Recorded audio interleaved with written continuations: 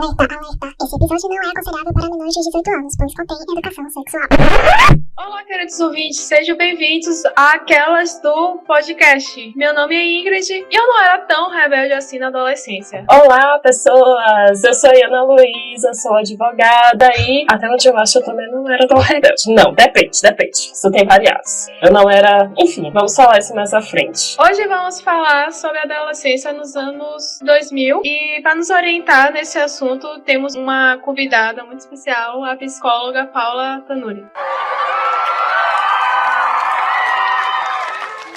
Oi, gente, bom dia, tudo bem? Boa tarde para quem é de boa tarde, boa noite para quem tá vindo aqui na noite. Meu nome é Paula Tanuri, eu sou psicóloga clínica, atuante há 3 anos, já trabalhei também em escola. Ô, louco, meu! E hoje a gente vai tocar realmente nesse ponto que é tão polêmico, que é a adolescência, né? E que a gente pode ver também com a nomenclatura de juventude. Esses são os pontos e vamos lá explanar um pouquinho, falar sobre essas passagens da vida, tanto da vida da infância para a adolescência ou da adolescência para a fase adulta. Pois é, como dito aí pela nossa querida convidada, vamos tratar sobre a mesma adolescência ou essas 10 milhões aí de nomenclaturas, focada também na nossa, né, claro, da época de 2000, galera de Vagabanda, Malhação, como isso influenciou a gente ou que influenciou, sobre as nossas também experiências, né, no tempo de colégio, que na época a gente era ensino médio, final de ginásio, acho que era isso aí, e também... E vale ressaltar também, vou até te atropelar, que vocês falaram assim, eu acho que eu fui um pouquinho rebelde na adolescência. Acho que a adolescência traz um pouco disso, né? Não. É a gente chegar e sair dessa caixa e tentar se identificar quem sou eu. Então a rebeldia,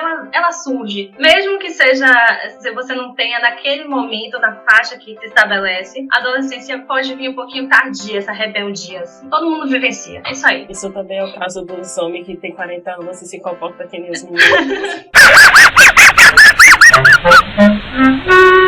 Pode acontecer. Não, mas acontece, eu acho. Tipo, tem muitos homens da nossa idade, né, na sua faixa dos seus 20, 30 anos, que ainda tá naquele pensamento de adolescente, né? Tem muito isso. Não só os meninos, mas meninas também. Meninas também. É uma adolescência tardia. Exato. É quando a pessoa ela passa por esse processo de não ter vivenciado, não ter essa vicissitude das suas quebras e do seu se encontrar. E ele começa a ter seus questionamentos mais tarde um pouco. A gente vai ver isso.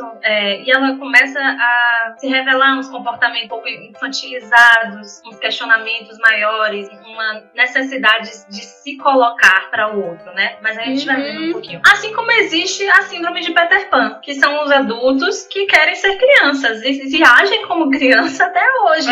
Às vezes eu entendo essa síndrome quando eu vejo o colégio.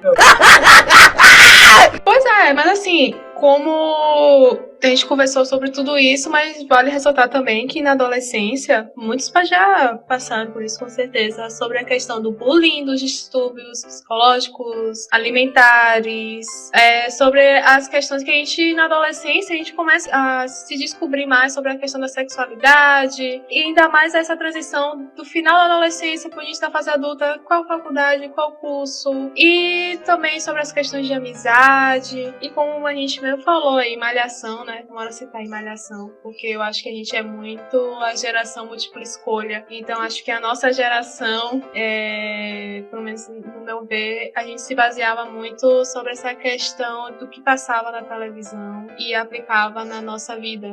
Quem nunca sofreu ao som de Natasha cantando Vagabanda? Vagabanda. Como é o nome da música?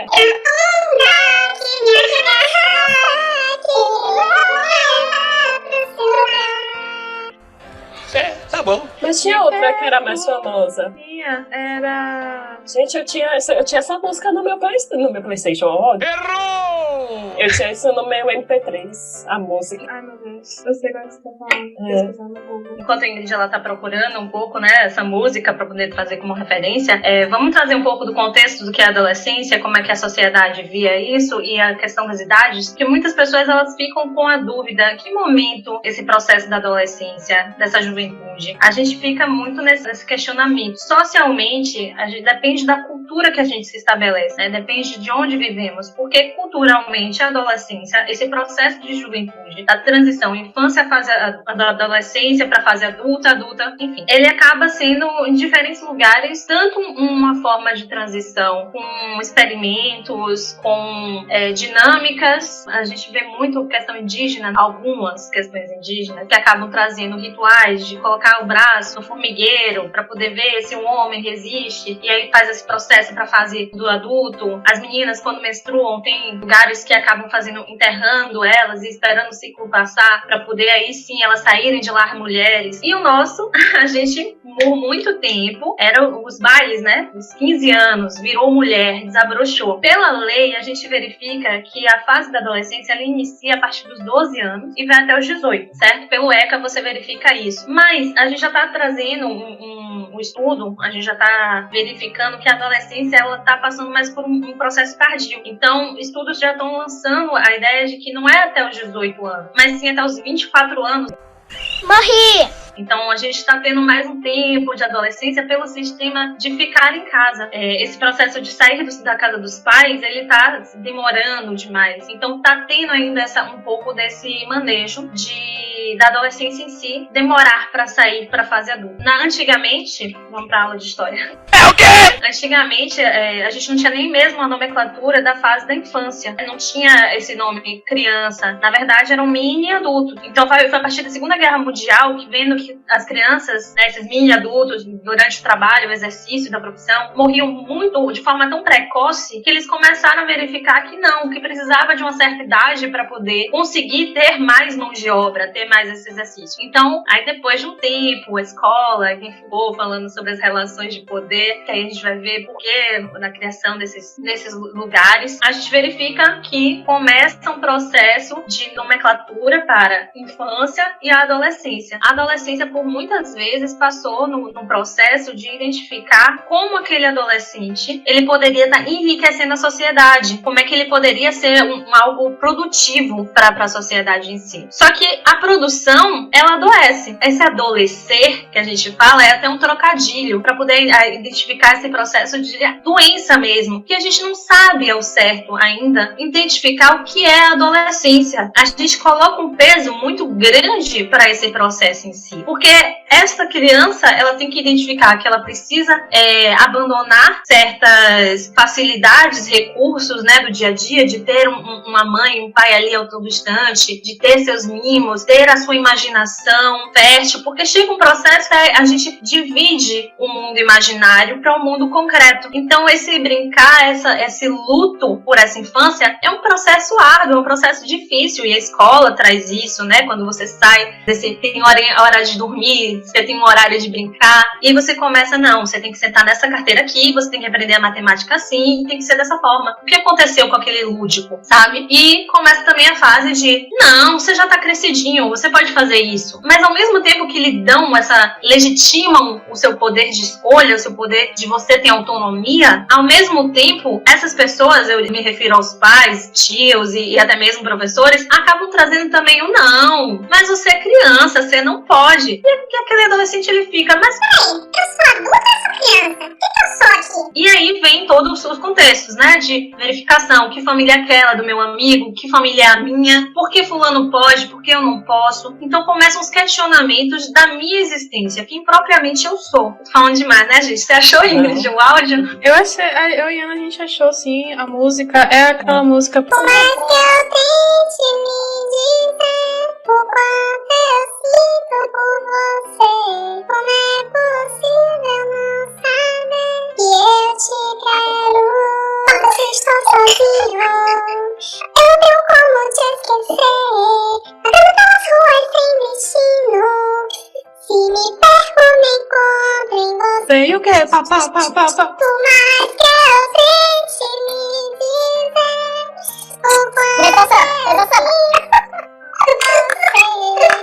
não é possível. Chega! essa música, ela traz também essa relação da adolescência, né? Como a gente ama demais, né? Sofre demais. Então, a adolescência, ela traz um pouquinho disso. Quem assiste Malhação acaba se colocando muito nesse lugar de referência por ser vários extremismos, assim, de uma certa forma, né? E quando você é adolescente, eu acho que você não sabe identificar muito seu sentimento, porque, gente, não é por nada não. Exato. 16, 15 anos, eu gostei não, eu tive atrações por mais menino porque eu tive em todos os meus 27 anos. Eu adoro! Ah, eu também! Não, pois é, exato. Tipo, quando a gente. Porque na verdade, assim, quando a gente é adolescente, a gente, como eu falei mais cedo, enfim, a gente tá se descobrindo sobre a questão sentimento sexual, amoroso, enfim. E trazendo isso pra mídia, eu falei da Malhação, mas a gente não pode esquecer também sobre a novela Rebelde, porque tinha a personagem Mia Colucci que sofria horrores por conta do Miguel e que a Roberta sofria por conta do Diego. E aí a gente Não. Eu, como psicóloga, eu interrompo isso nesse exato momento, senhoras e senhores. Assistir Rebeldes, Roberta não ficava atrás do Diego, não. Era o Diego que eu ia atrás da Roberta. enfim. Ela era a verdadeira rebelde. Ela trazia esse instinto de empoderamento de dizer, não, aqui não, senhoras e senhores. Eu sou assim e assim sou eu. Ou será que não? Não, mas deixa eu falar. Mas sim, tudo bem. Mas o que eu quero dizer é o seguinte, que a gente via isso na televisão e a gente ouvia isso nas músicas também. Pronto, eu quando era adolescente, quem me conhece na adolescente sabe, Iana, eu era emo. Eu tive minha fase emo. Então, até as músicas para adolescentes era tipo Sofrer por Amor, Coração Partido. Então, querendo ou não, quando se é adolescente, a gente via essas músicas, a gente assistia isso, passava essa ideia, tipo, não, amor não correspondido, ele nunca vai me amar. E, gente, cara, você não sabe nem se é o amor da sua vida, e a gente tratava isso como se fosse o homem da minha vida. E hoje, com 27 anos, eu vejo que, pronto, isso era uma fase que a gente tinha e que todo adolescente passa por esse processo, porque é a primeira vez, enfim, eu não sei, coração partido e tá com aquela fase de descoberta, tipo, por exemplo, as meninas que depois se descobriram lésbicas ou bissexuais ficaram tipo, mas eu sofri com aquele cara, mas a fulana é tão assim, não sei o que, enfim. Aí começa a se descobrir também sobre essa... Eu não sei, Paula vai explicar melhor aí pra ele. Pegando o gancho de Ingrid, acho que a ideia não é se descobrir. Realmente, na adolescência, a gente se descobre como sujeito. Mas a questão sexual, né, gente? Questão de gênero, questão sexual mesmo, não é que o sujeito se descubra. Eu acho que é o sujeito entrando no processo de explorar seu campo sexual e, principalmente, buscar formas de levar para os familiares e amigos uma naturalidade sobre isso. Não que seja anormal, mas infelizmente a nossa sociedade reprime. Então imagina para esse adolescente que está, né, nesse processo de se conhecer, identificar nele não uma vontade heterossexual e ter que pensar, mas será que... E gente, eu vou te dizer uma coisa. O que chega no meu consultório até mesmo de homem e de mulher pensando, falando assim, homem falando, eu não sei, será que eu gosto de homem? Mas por que você gostaria de homem? Não, porque eu me masturbo. Quando eu me masturbo, será que eu não por fazer isso eu não gosto de homem? Eu tô olhando pro meu pinto, eu tô, tipo, sabe? São coisas assim que são mínimas e que só precisava de uma orientação sexual nas escolas, dentro de casa, pra ele se entender, sabe? E perceber a naturalidade das coisas. E se fosse? Qual era a questão? Não tem questão. A gente precisa desmistificar isso. Ô, Paula, baseado aí no que você falou, eu me lembro de que minha sogra me falou algo muito interessante.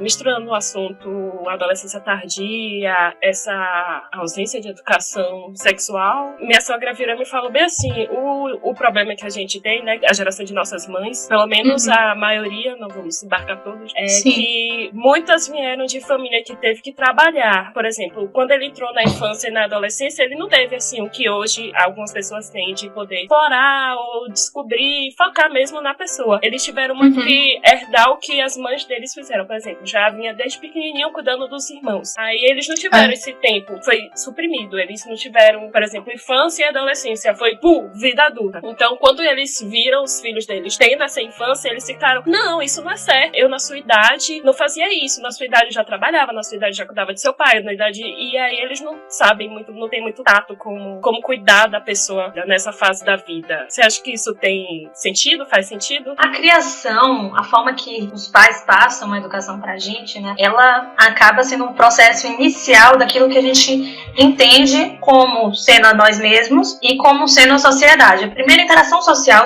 é dentro de casa. Então a gente copia os jeitos e formas, né, que nossas mães, nossos pais acabam interagindo. E toma pra gente muito como um primeiro princípio. Quando a gente sai dessa casa e vai pras escolas, é um outro contato e é um processo da exploração de campos de outras realidades. Por isso acaba tendo muitos choques e embates dentro de casa, porque a gente quer ter outros manejos, outras formas de comunicação, de falar, de agir, e muitas vezes é reprimido dentro de casa porque não foi assim passado para esses pais, para essas mães. Então tem sempre um pouco da castração, tem sempre um pouco do jeito de, não, no meu tempo era assim e quer ser assim. Não é necessariamente algo bom. Eu gosto muito de uma autora, Frances Douto. Ela é incrível. Num seminários dela que ela fez na França, ela chegou e falou assim, antes de você ter um filho, busque se entender, para você não ter esse filho e a partir do processo tentar curar a sua infância, curar o sujeito que você é. Então muitas vezes as pessoas elas têm filhos e acabam vendo sua própria imagem daquela criança e quer que aquela criança seja o que você foi, ou então tenha coisas em excesso que você não teve. Então tudo em excesso e tudo quando a gente coloca para o outro um peso, não caminha muito bem, né? Aí vem todas as questões, neuroses que pode acabar indicando, ansiedade que pode levar para essa criança. Tem criança de 6 anos de idade que já tem ansiedade, que já tem depressão. E muito é das atividades que colocam em cima dessa criança, porque tem que ser um super humano, tem que estar preparado para o Enem, você já tem que estar fazendo natação, você tem que fazer inglês, você tem que fazer espanhol, você já tem que ter tantas línguas, tantas coisas. Não, você já é um traço tão grande, até mesmo pela ausência, que eles tentam substituir, né, essa ausência por atividades, mas ninguém pergunta de fato para aquele adolescente se ele quer isso, né? Porque acha que esse adolescente ele não está preparado para poder dizer, verbalizar o que quer. A mesma coisa acontece com a criança. Gente, criança tem como dizer sim o que ela quer. Lógico que a gente precisa dar umas moldadinhas, porque ainda está no processo dela de desenvolvimento cognitivo e de entender o que é arriscado, o que não é. O adolescente, ele tem um ímpeto mais de é como se eles vissem a adrenalina como fonte para ele. Então, lógico que às vezes a gente tem que dar pera aí, querido, senta aqui, vamos conversar, sabe? E isso é bom, porque até mesmo eles perdem um não, porque eles precisam identificar até que ponto eles podem estar caminhando. Mas não é um não excessivo, né? Não é uma briga em vez de explicar o porquê daquilo. E as pessoas acabam não sabendo interagir. Então, assim, tem esses conflitos um pouco de gerações em alguns momentos, né? Em algumas famílias, de querer que tenha essas repetições. Mas, como eu falei, né? Naquela parte histórica, a adolescência era você chegar, você nascer para poder trabalhar. Essa é a sua função. De uma certa forma, a gente conseguiu moldar um pouco isso. Porém, a gente tem o famoso Enem. Tá? Todo adolescente fica preocupado. Qual vai ser a minha nota? Não é uma preocupação necessariamente dele, mas é uma preocupação que colocam dentro dele, né? De você tem Enem esse ano, e aí, você tá estudando? O que você quer de uma profissão? Você já sabe o que quer? E essa pergunta de o que você quer já vem lá desde os 12 anos, gente. Não sei vocês, mas eu acompanho alguns adolescentes, eu também fui adolescente, e sempre teve essa coisa de e aí, vai ser o que quando crescer? Tipo, ser grande, sabe? Pois é. Mas é isso, eu acho que a Malhação de algum ano aí, gente, começou a tratar mais ou menos isso. E tem várias novelas, né, tratando a questão da ansiedade, vejo também muita gente no Instagram falando sobre isso, a ansiedade, a pressão. Teve até um acontecimento no nosso antigo colégio, que ele tava já meio complicado, né, e um adolescente virou lá na página do colégio e postou lá, a gente já não tá tendo aula, eu vou ter Enem, e eu tô totalmente segura já dessa ansiedade. E eu fico pensando, gente, quando eu entrei na faculdade, a ansiedade que ela teve no Enem, eu tive na faculdade, que foi pra mim muito pesado. Foi, eu tô cursando esse curso, beleza, quando eu sair daqui eu vou me formar e eu vou ser profissional desse negócio. Mas eu quero isso mesmo. E o pior, porque assim, eu não termino a faculdade, pronto, agora eu sou advogado, beleza, tô com meu diploma, vou advogar. Eu tenho que fazer um exame de OAB que, gente, é sério. Não, e outra coisa, né, a faculdade, porque assim, vamos lá, o colégio não prepara a gente pra faculdade, nem a faculdade pode preparar a gente pro mercado de trabalho. A gente tá falando de adolescência, então assim, em questão de colégio mesmo, não prepara o aluno e nem tem aqui, pelo menos no nosso antigo colégio, foi assim, não teve essa preparação com a gente em relação a qual curso a gente quer cursar, teve aquela orientação psicológica, né, com a gente. Porque, gente, pelo menos comigo, foi assim, eu gostava de biologia, mas eu também gostava de saber sobre o ser humano, assim, muito falar da biologia, não sei o que. Aí minha mãe é psicanalista, eu pensei, não, vou seguir o caminho de minha mãe. Só que, assim, eu fui por esse caminho, mas quando entrei na faculdade de psicologia, eu pensei, mas tudo aquilo que eu pensava na época do colégio, quando tinha determinada idade, não sei o que, não era tudo aquilo que eu pensava, não, bora rever sobre isso, sabe? Bora fazer testes vocacionais aqui, mesmo já com 20 e poucos anos. Bora ver o que eu gosto, bora ver tudo isso. E foi aí que eu desisti de psicologia, fui para design de interiores. Mas o que eu quero dizer é o seguinte, que as escolas tinham que preparar mais esses jovens em relação a isso, porque quantas pessoas fazem faculdade porque os pais falam pra você fazer tal curso, porque tal curso te dá dinheiro, ou então porque o pai fulano tem uma empresa, você tem que seguir os passos do pai. Enfim, eu acho assim que as escolas deveriam preparar mais os alunos, porque tem muitos jovens que fazem os cursos que não gostam e são infelizes na sua profissão, depois agora adultos. Então, eu acho assim, deveria preparar até para se sentirem um pouco mais seguros, sabe? Vou dar um exemplo, eu não vou conseguir explicar com muitos detalhes aqui, mas aqui em Portugal tem um teste com a qual as escolas passam para você, os alunos, aliás, né? E os alunos veem qual área mais se identificam, se é a área de humanas, se é a área de saúde, se é a área...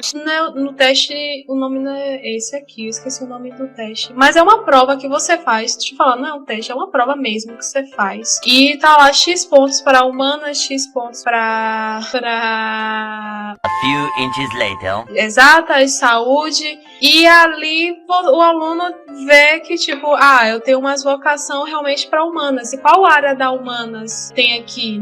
Tal faculdade que eu quero fazer, se é direito, se é letras, e aí isso facilita o aluno, porque o aluno começa a pesquisar mais sobre esses cursos, sabe? Tipo, quantas e quantas vezes já peguei um Uber aqui em Portugal que tem filhos, os pais portugueses chegaram e falaram assim, meu filho tá se identificando com direito porque a prova que ele fez foi muito pro lado de direito, mas ele também gosta muito de, sei lá, ciência da computação. Então isso de uma certa forma facilita, né, o jovem aí naquela direção para você cursar. E eu acho que isso tá faltando um pouco nas escolas no Brasil. Então, o que acontece? Existe uma coisa linda chamada psicólogo escolar, certo? Sim. O psicólogo escolar, ele atua tanto na parte de gestão, quanto na parte realmente, gestão quando eu falo assim, é na relação de ensino, como é que vai ser passado esse conteúdo, quanto também a produção desse aluno. Quem é esse aluno? O que está acontecendo na vida dele? Enfim, não é uma terapia, tá, gente? Não é a mesma coisa de um psicólogo clínico. Psicólogo clínico investiga o sujeito mais a fundo. O psicólogo escolar é mais centrado nessa parte educacional desse sujeito, como é que ele está se relacionando. Existem nas escolas, esse psicólogo escolar, ele pode fazer o teste vocacional. Você também pode, de uma forma única, exclusiva, fazer isso na clínica, né? O teste vocacional são várias etapas, são vários processos desse adolescente, criança ou até mesmo adulto. Criança, gente, não muito, né? Que a criança não tem nada a ver com isso ainda. Mas adolescente e adulto podem chegar a fazer esse teste. São vários processos, identificação, quais áreas você gosta, você vai fazer pesquisa sobre as profissões, N profissões, porque a gente acaba se entrando numa questão de status sociais, onde é direito, medicina, engenharia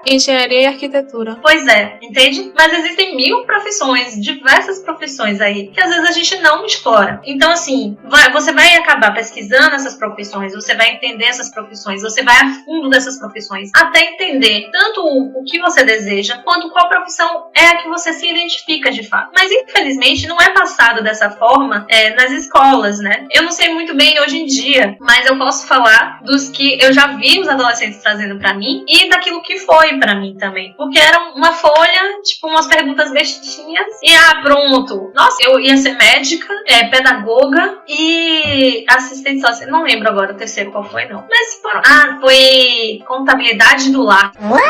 Falei, que maravilha. Nunca ouvi falar disso aqui, gente. Mas, enfim, acabei não indo pra nenhuma dessas profissões e também não me disse nada aquele teste. Na verdade, só me trouxe mais indagações. Por que eu preciso escolher minha profissão agora? Por que alguém precisa me dizer de fato o que é que eu vou? Né? Porque esses testes assim, eles direcionam muito. Não é dizer que eu quero fazer essa escolha. Então, falta isso, essa inserção do sujeito. Quando a gente fala, né, quando você acaba falando, Ilana, e Ingrid também falou sobre a questão do não estar preparado, né, de sair da escola e minha ansiedade veio quando eu fui pra faculdade, eu não estava preparada, tal. É porque a gente tem uma idealização muito grande desses cenários. E é também o que passa pra gente nos filmes, né, que passa pra gente nas séries, o que passa nas novelas. E se você for ver, é sempre no contexto da adolescência. É um espaço meu, eu vou encontrar outros jovens que passam pelo mesmo que eu. Tipo, vai ser muita festa, vai ser muita liberdade. Essas festas traz nesse sentido a liberdade em si, né? E como se o sujeito estivesse se encontrando ali. Mas é um pedaço de você que está sendo constituído. Não significa que você é sua própria profissão. Que é o que eu queria dizer quando a gente fala sobre carreira. Que a carreira, antigamente, a gente fala aí lá no tempo dos nossos pais, dos nossos avós, era algo estabelecido. Por exemplo, você vai chegar e vai fazer um concurso para ser servidor público. E sua vida inteira vai ser servidor público. Por quê? Porque a gente tinha essa necessidade do trabalho não como algo que a gente gosta, que seja funcional, mas algo que nos dê rentabilidade para sobreviver. Então, o processo de trabalho sempre foi nesse sentido. E a gente pode mudar esse universo agora. Quando a gente faz a transição para a universidade, a gente não precisa ter essa noção de que é para sempre, é para a vida inteira. Veja, a Ingrid, ela mesma falou, ela entrou para psicologia, mas de repente ela viu que esse não era o papel dela, não era o curso que ela queria desempenhar, não era a profissão que ela desejava. Logo, ela fez uma outra escolha e mudou para design. Então, assim, todas essas mudanças são possíveis e isso não diminui o sujeito, porque a gente realmente está tentando se conhecer e entender.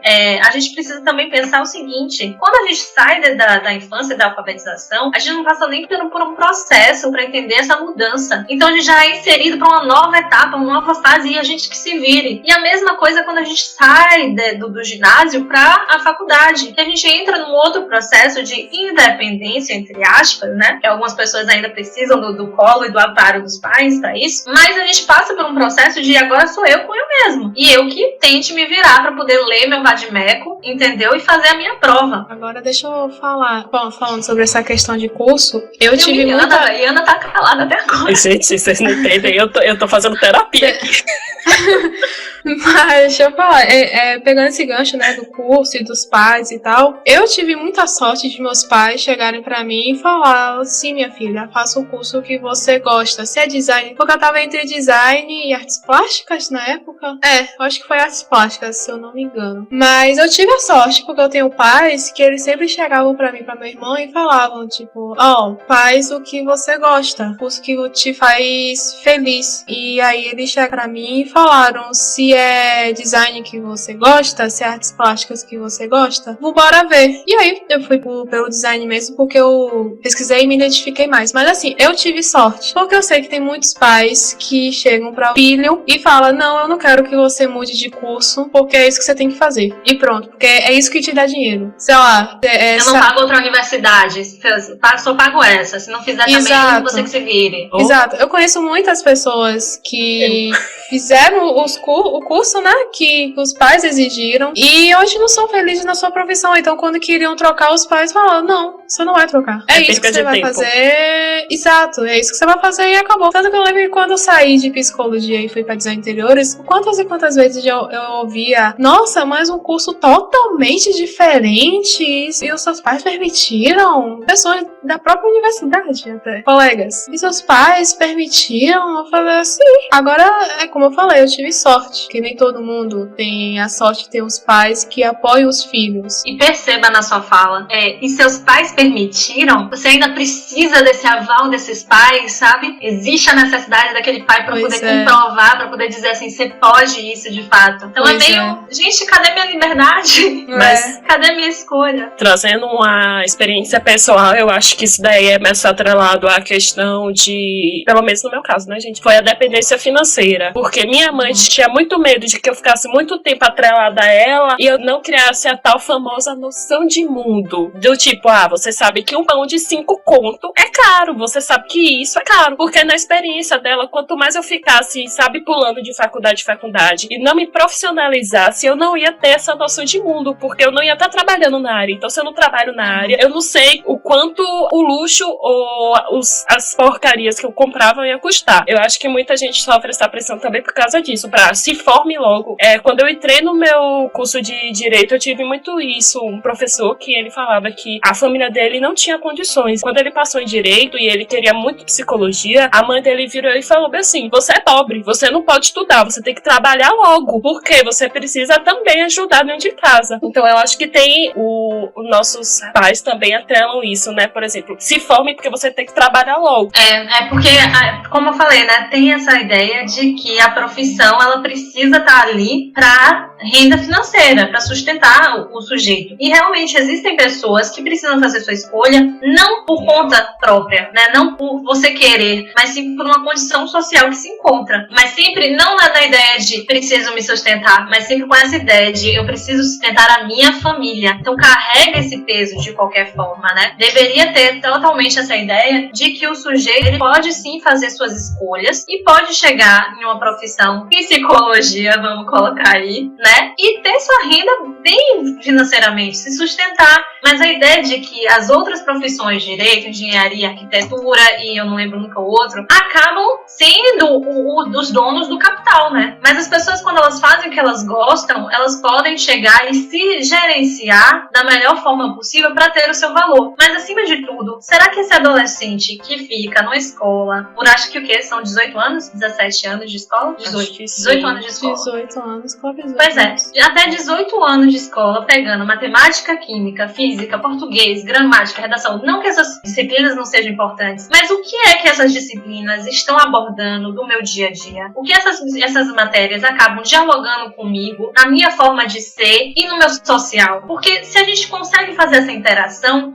acho que a escolha para aquele sujeito fica mais fácil, fica mais palpável de entender o que é que ele gostaria de estar fazendo e ver a importância também dessas matérias. Porque acaba sendo algo banal, acaba sendo algo de tô fazendo por causa de uma nota, pra poder passar, sabe? Então perde meio que sentido. Quando você vai pra faculdade, gente, eu preparar aí, ó, quem vai. E quem já foi já sabe como é. Não é uma questão de nota, mas é uma questão de você aprender. Porque quando você se formar, que profissional você vai ser, entende? Então é esse o peso que a faculdade ela ganha de uma certa forma. Talvez não no primeiro ou segundo semestre, mas depois você sente isso. Você verifica que, peraí, quem é que eu vou ser como profissional? As redes de segurança, elas começam a se esvair. Você tem uma rede muito grande de segurança na escola. Você tem aquele que possa te segurar nesse processo. Mas quando você chega no passo de faculdade e formei, é um processo seu, é um processo único, onde você fala assim, se eu cair agora, eu que tenho que me levantar. Então, tem essa dureza, mais uma vez, né,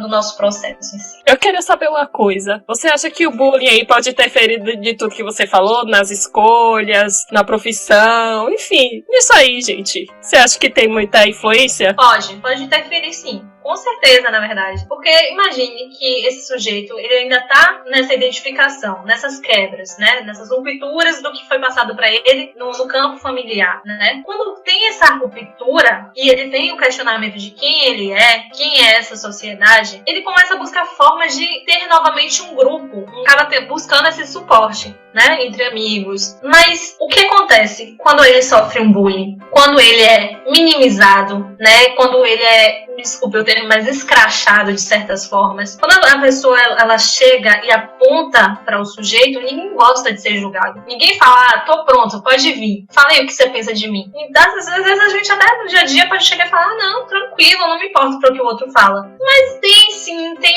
aquele risquinho de, mas fulano falou isso, será que eu sou? Então quando esse sujeito ainda tá no seu processo, se preparando, se entendendo, e vem o outro e aponta um, entre aspas, defeito, que pra ele tá tudo bem, mas a partir do momento que apontou, ele começa a olhar para aquilo de uma forma que pode ser até exagerada. Trazendo a questão de, por exemplo, como as pessoas acabam abordando muito, aquele Léo Lins, desculpa gente, eu não suporto o Léo Lins, quem é a favor aí, tudo bem, respeito, mas a forma que ele traz as gordinhas, né, que ele fala que, tipo, gordo é tudo igual, gordo que é gordo deveria fazer um tratamento, enfim, ele fala umas coisas que ofende aquele sujeito. Se a gente for ver questões corporais, gente, cada época, na Grécia, as gordinhas eram sensacionais, era algo que seduzia. Em determinadas culturas, você vai ver aquelas gordinhas sendo obra de desejo tão esplêndido. E as pessoas, as magrinhas, se viram como algo desnutrido. Algo que, tipo, não, como algumas pessoas falam, falta anca, falta aquela gordurinha pra apertar. Não é que seja ruim ser magra, não é que seja ruim ser gorda. Cada um tem seu biotipo, cada um tem suas escolhas e suas vontades diante do outro. Mas por que eu preciso direcionar pro outro aquilo do meu desejo? Por que eu preciso chegar pra ela e falar que isso é feio? Não, isso é ela, isso é aquele sujeito. E o que pode desencadear com isso? Baixa autoestima, pode desencadear uma anorexia, pode desencadear uma culpa pela comida e comer-se em excesso e trazer ou a bulimia, como a Ingrid pontuou, ou até mesmo essa busca por um complemento de si mesmo. Então, comer compulsivamente pode acarretar essas questões. E se esse sujeito ele não está forte o suficiente, né, nas suas relações consigo mesmo, isso pode fazer com que no seu próximo passo, no seu caminhar, você tenha interferências. Então ele não vai se sentir tão produtivo. Ele pode chegar e pensar que ele não está tão apto para alguma coisa. Ele pode começar a buscar usar roupas mais largas, de repente. Eu tô falando dessa questão das roupas porque eu tô falando desse ponto em específico. Mas outras coisas podem acabar gerando. A questão do suicídio, né? Meu Deus, as pessoas me veem assim, eu sou um horror.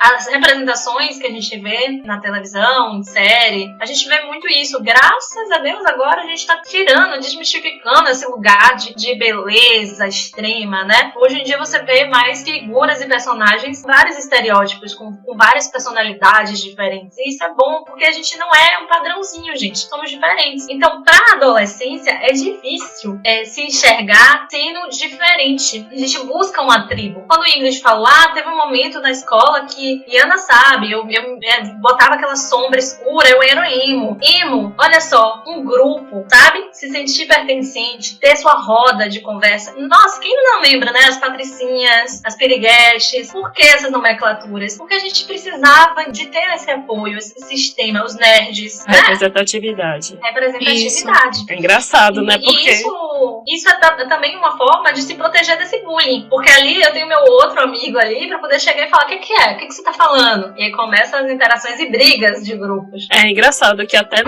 o pessoal acha muito mimimi, né? É questão de representatividade, não tem motivo de ficar dizendo que tem que botar, querendo ou não, adotar o modelo plus size, né? Normalizar esse modelo plus size. Ou então a crespa, todo mundo fica, mimimi, não precisa colocar, mas é exatamente pensando nisso. Não ia ter bullying se você olha pra TV, que querendo ou não, a maioria do pessoal assiste série. E você, quando olha e vê aquela pessoa ali, né? Você não vai chegar na vida real e falar bem assim, mas você esse cabelo aí pra quê? Você tá cabelo em cima. porque quando ele olhar lá na TV e na série que ele assiste, vai estar lá a mulher, o cabelo crespo e tudo. Então, mostrando mais uma vez que questões ligadas à representatividade não é mimimi. E o que tiveram... Essas questões foram muito poucas trazidas na nossa malhação. Eu não lembro de assistir uma malhação em que você tinha a protagonista era gordinha, ou a protagonista era negra e valorizada, porque é uma coisa você trazer como negro e você querer, sabe, não dar o destaque pra ele. Mas pra achar ele como engraçadinho da série, e essas coisas. A Crespa, eu não lembro disso. Você lembra, Ingrid? A questão do negro e tal, não. Mas a questão da gordinha, sim, a Malhação de 2008.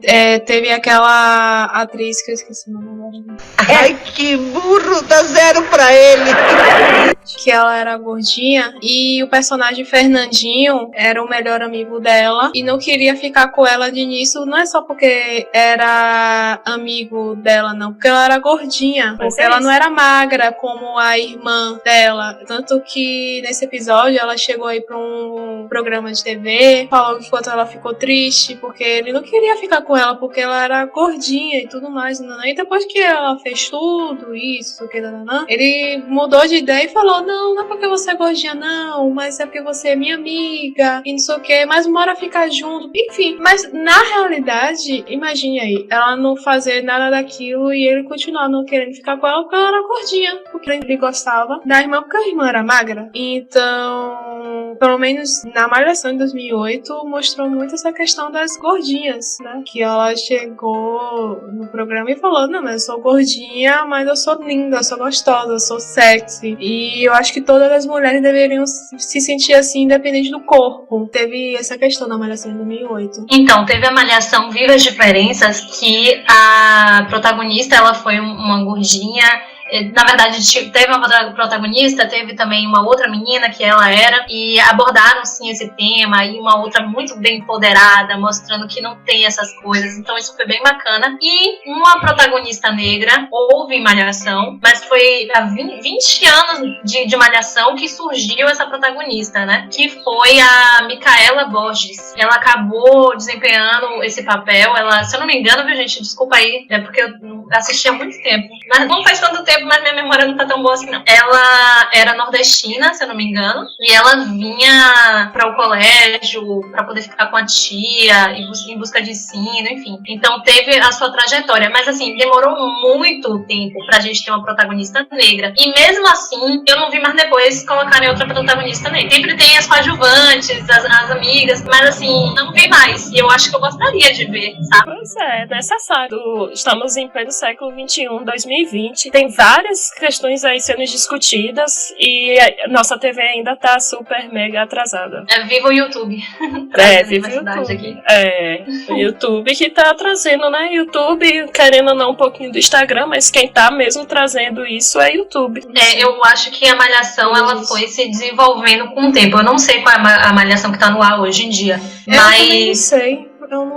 Eu sei assim que a Malhação hoje em dia, pelo pouquíssimo mesmo que eu sei, é que ela tá começando a tratar mais sobre essa questão de diferenças de classes sociais, sobre a gravidez, né? Não, mas eu acho que agora eles estão aprofundando mais nisso, entendeu? Então, a Malhação, ela veio na Globo como uma ruptura daquilo que é o tradicional. A Malhação, ela sempre teve esse foco, por isso que muitas vezes quem é de hoje não vai saber, mas quem é da antiga sabe. Muitos pais chegavam e falavam, você não tem idade pra isso não, desliga a TV. E a mãe? Meio que proibido.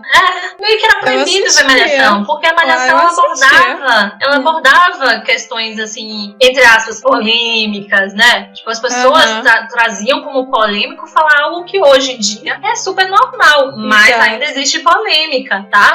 Vale ressaltar isso, porque acho que foi nessa Viva as Diferenças. Teve um beijo gay, as pessoas ficaram abismadas, que absurdo. Verdade, por que, gente? Existe. Por quê? Desculpa, vou sair um pouquinho da pauta. Por que eu preciso ligar um pouco a minha TV e ver um beijo hétero, mas eu não posso ver um beijo gay? Qual é a diferença? Mas eu falar, isso não era só uma questão da Malhação. A gente tá falando Malhação porque é a realidade dos jovens, né? Mas eu não lembro qual foi a primeira novela da Globo que começou esse beijo gay. Mas eu lembro que foi, assim, uma polêmica, que como é que meu filho vai assistir uma novela e ver um beijo gay? O que ele vai pensar, se isso é normal? Gente, é muito normal isso. Não, e para além, Malhação ela trouxe a questão da sexualidade, Malhação trouxe a interação entre jovens, Malhação trouxe essa ruptura materna e paterna, né? Essa busca por um outro. E vale ressaltar isso depois em outro momento, essa busca do amor, né? Que vocês estavam falando mais cedo. Como o jovem, ele nesse processo de busca, ele tende a buscar um outro para poder suprir suas necessidades. Aquela famosa, eu estou atrás da tampa da minha panela, a banda da minha laranja. Mas na verdade, o processo que a gente deveria estar fazendo não é buscar no outro aquilo que eu quero para mim, mas buscar em mim mesmo aquilo que eu desejo, sabe? A partir do momento que a gente se vê completa, é mais fácil buscar o outro. Mas até esse processo de amadurecimento, de entender as relações, hormônio à flor da pele, né? Que acaba tendo. Então, assim, quando o adolescente está nesse busca, ele acaba trazendo mais esses afetos, esse carinho, essa necessidade do outro em si. E tá tudo normal, viu, gente? Pelo amor de Deus, quem nunca tá eu aí beijando à vontade e procurando seu parceiro ou sua parceira, né? Deixa de se safar. Aproveita esse gancho. Gente, falar isso de a gente querer 2000 anos depois. achar a nossa tampa de panela, metade da laranja. O relacionamento abusivo nasce disso, né? Que você fica nessa de, tenho que ir atrás de alguém pra me completar, aí vai lá e encontra um filho ou filha da por aí. A pessoa, ela fica tanto em busca que se cega, né? Mas vamos também pra essa cultura, já que a gente tá relacionando televisão, vamos pra essa ideia de que sempre que a gente vê uma série, ou uma novela, ou um filme, sempre existe essa ideia do primeiro amor sendo único. Nossa. Nunca tem essa relação. Vamos pegar a Barraca do Beijo, que é algo recente, acho que o pessoal vai se identificar. Na Barraca do Beijo, a menina, a principal, ela fica com... Eu já esqueci o nome. Olha como eu sou terrível. Enfim, você lembra? Não lembro, não. Ô, louco, meu! Eu só sei o nome da galera da vida real. Não, mas... Enfim, ela chega e fica com o principal, que é o Noah. Acho que é o Noah. Isso, Noah. Ela fica com o Noah e é um amor que ela tem desde a infância e tudo mais. Ótimo, tudo certo até aí, né? Aquela paquera, aquele desejo, ok. Ela consegue concretizar, ela consegue ficar com o Noah, acaba tendo os conflitos com o amigo, resolve, tudo certo. Vida de adolescente. Pronto, resolveu. No segundo filme, há um distanciamento entre eles, há um olhar para outros personagens, né, que entram no filme, mas ainda no foco de, por mais que a relação se desgaste um pouco, não haja uma comunicação, existam seus receios, tudo bem, ela poderia realmente ficar com ele, mas tem tanta essa necessidade, as pessoas falaram tanto que era um absurdo que ela ficasse com outro, que houve até mesmo abaixo-assinado pra poder ela ficar com o Noah no final, no terceiro filme, que acho um absurdo se ela ficar com outro menino. É Marco. Marco. Eu não acho absurdo, não. Marco é uma pessoa fofa. Que a gente idealiza muito essa ideia de que ficou com o Noah, tem que ser com o Noah a vida inteira. Outros filmes fazem isso, sabe? Gente, não sei vocês, mas vão existir outros amores. É normal se apaixonar por outras pessoas. E de repente não vai ser a primeira pessoa que você beijou. Vamos tirar essa romantização, assim, excessiva. Pois é, né? Exatamente. E a necessidade de dar certo adoece. Total. Você fica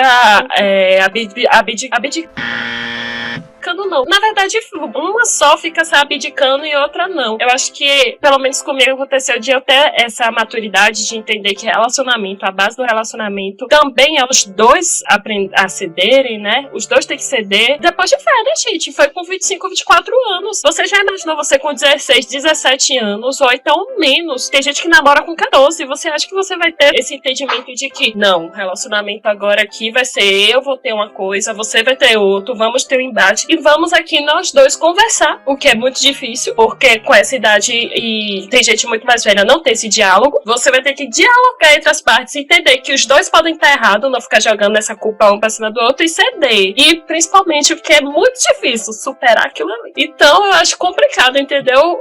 Esse negócio de você conhecer com uma pessoa com 14 anos, 12, 15. Tem muita gente que se conhece assim, né, gente? Tem esse 10 milhões de casos, mas é complicado você pegar, dar exceção à regra e falar, não, se fulana conheceu lá no ensino médio não, lá no ginásio, se eles ficaram juntos, não, eu posso ser. Não, por acaso fulano foi uma exceção. Não, claro.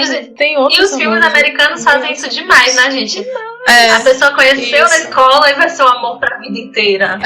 Deixa eu falar, eu vou pegar um exemplo de filme aqui que passou na minha cabeça, é American Pie. Teve o American Pie 3, que eu esqueci o nome do personagem, casou, né, com a menina lá. E assim, o pessoal já tava na faculdade, universidade e tudo mais, se reencontraram ali, os meninos com as minhas quares ficaram e tal, aquelas coisas todas, né?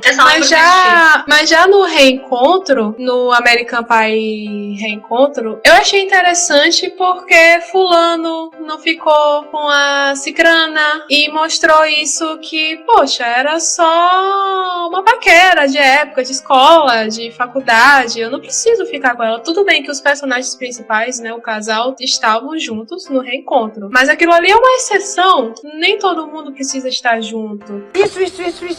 E, então eu achei bacana que no reencontro eles retrataram bem isso, né? Que tudo bem você não estar junto com a menina que você era apaixonado e que existem outros amores. Assim como existem outros amores e depois de velho, já com 30 e poucos anos, você olha pra pessoa que você ficou no passado e fala, poxa, a gente era um menino, né? Que é o caso que aconteceu também no American Pie, o reencontro, que esqueci o nome do personagem, ficou com a outra menina lá. Mas é algo que no reencontro mostra muito isso e eu achei muito bacana, porque no reencontro eles já estão trabalhando, alguns já estão casados, e o American Pie, os 3 American Pies de antes, eles eram adolescentes. Então eu achei bacana que eles mostraram muito isso, sabe? Que tudo bem ter outros amores, é normal. Eu achei isso bem... É um exemplo que eu queria dar só. Pegando o gancho de Ingrid, acho que é interessante a forma que os filmes estão começando a ser postos para esses adolescentes, né?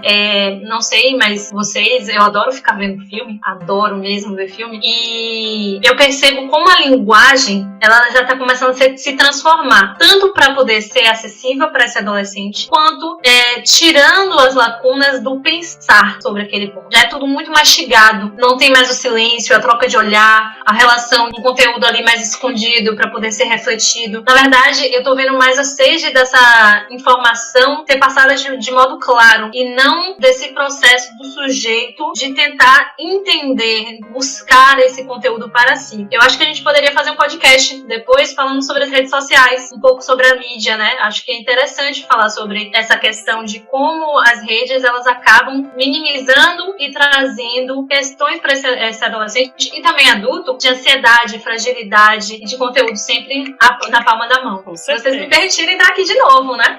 Com Claro. certeza. Então tá aí o próximo tema para os próximos podcasts com Paula. Obrigada, gente. Obrigada, gente. A gente encerra aqui. Muito obrigada. Se você tá ouvindo a gente pelo YouTube, se inscreve, compartilha, comenta aí com seus amiguinhos se vocês querem mesmo o próximo assunto, se gostou desse, acrescentar aí, dá o like, né? Se tiver alguma dúvida...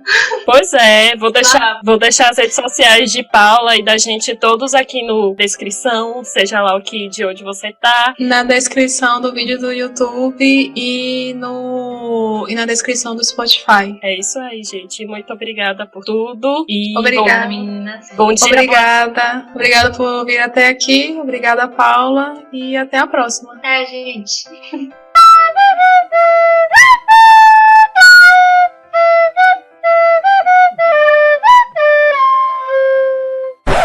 E na próxima semana eu vou conversar com vocês sobre o design. Então, até lá!